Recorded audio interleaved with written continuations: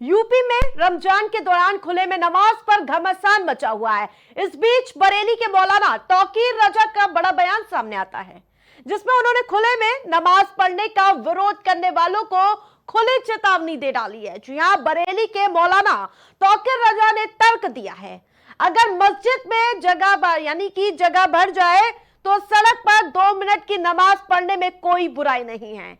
और इतना ही नहीं, उन्होंने विरोध करने वालों को चेतावनी देते हुए खुद भी खुले में नमाज पढ़ने का ऐलान कर दिया है।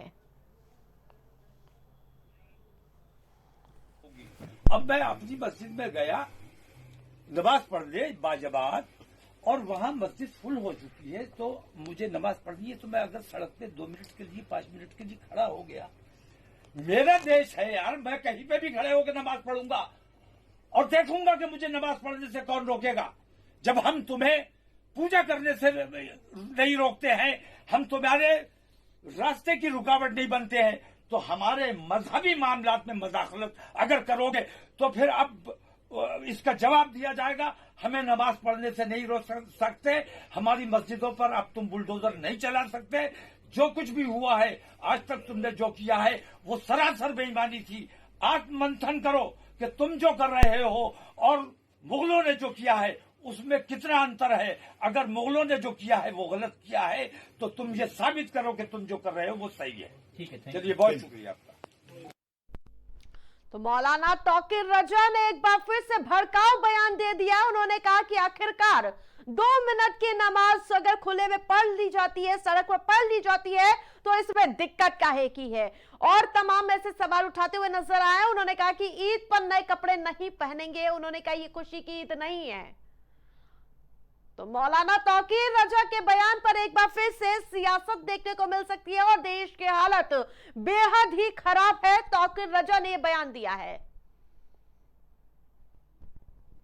तो आपको बता दें कि जिस प्रकार से लगातार देश के हालात बेहद खराब है, इस तरह के बयानबाजी करते हुए नजर आ रहे हैं। जहां एक तरफ कल ईद को लेकर लोगों में काफी उत्साह है, इन सब के बीच इस तरह के बयान का आखिरकार क्या काम है, तमाम ऐसे सवाल भी उठते हुए नजर आ रहे हैं। जहां आपको बता दें कि प्रशासन ने सड़कों पर नमाज अदा करने से मना कर दिया था कि ऐसी इस बार सड़कों पर नमाज नहीं पढ़ी जानी चाहिए, ये एडवाइजरी जारी की गई थी। और उसके बाद अब मौलाना तौकीर रजा का ये बयान सामने आया है। और ज्यादा अपडेट के साथ सहयोगी शहबाज हमारे साथ जुड़ चुके हैं। शहबाज, जिस प्रकार से एक तरफ ईद नवरात्रि की धूम देखने को मिल रही है और तौकीर रजा के बयान को आप कैसे देखते हैं?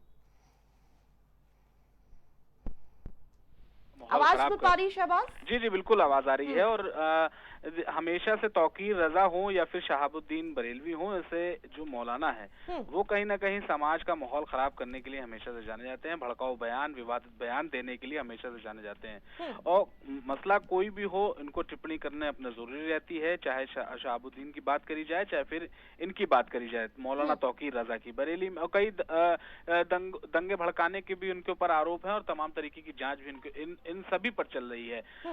मौलाना तौकीर रजा पर कुछ ज्यादा ही हमेशा से ही भड़काऊ बयान, और जब भी इन्होंने तकरीर दी है, हमेशा अपने तकरीरों में भी इन्होंने कहीं ना कहीं विवादास्पद बयानों का हमेशा से इस्तेमाल किया है और एक वर्ग को हमेशा से उकसाने का काम हमेशा किया है आरती। और एक बार फिर देखा जा रहा है कि ईद पर जहां सरकार जो है, सरकार का जो लक्ष्य है वो हमेशा से यही रहा है कि सड़कों पर कोई किसी भी तरीके का धार्मिक आयोजन ना हो। इस बात का लेकिन कहीं ना कहीं छत पर नमाज ना पढ़ने देना, ये भी कहीं ना कहीं तानाशाही का रवैया नहीं है क्या?